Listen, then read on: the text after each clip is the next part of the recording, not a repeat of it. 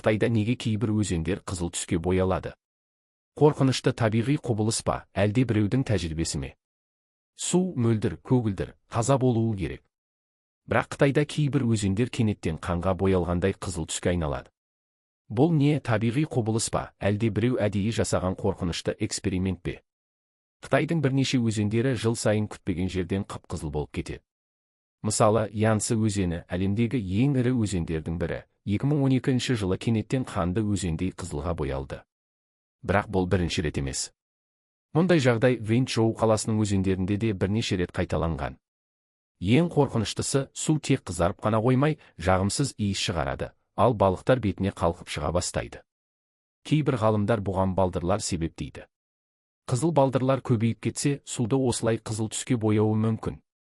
Бірақ мәселе мынада, бұл балдырлар жылы суға жақын өмір сүреді, ал Қытайдағы қызарған өзендердің кейбірі өте салқын аймақтарда орналасқан. Сонда суға басқаша бір нәрсе қосылып жатыр ма? Біреу әдейі бояп отыр ма? Кейбір конспирологтар бұл үкіметтің құпия химиялық зерттеулері дейді. Яғни, суды әдейі ластап қандай реакциялар болатынын тексеріп жатыр. Себебі Қытайда биотехнологиялық және химиялық зерттеулер өте көп жүргізіледі. Ал ең жұмбақ теория бұл экологиялық апаттың бастамасы. Көптеген адамдар бұл табиғаттың бізге берген белгісі деп санайды. Жердің өзі адамдардан кек алып жатыр деп ойлайтындар да бар. Қытайда бір ежелгі аңыз бар. Ол жерде егер өзен қызылға боялса, бұл үлкен зұлымдықтың белгісі, жақында үлкен апат болады деп айтылады. Ал енді қараңыз, мұндай оқиғалардан кейін көп ұзамай су тасқындары, жер сілкіністері немесе басқа да табиғи апаттар болып отырған.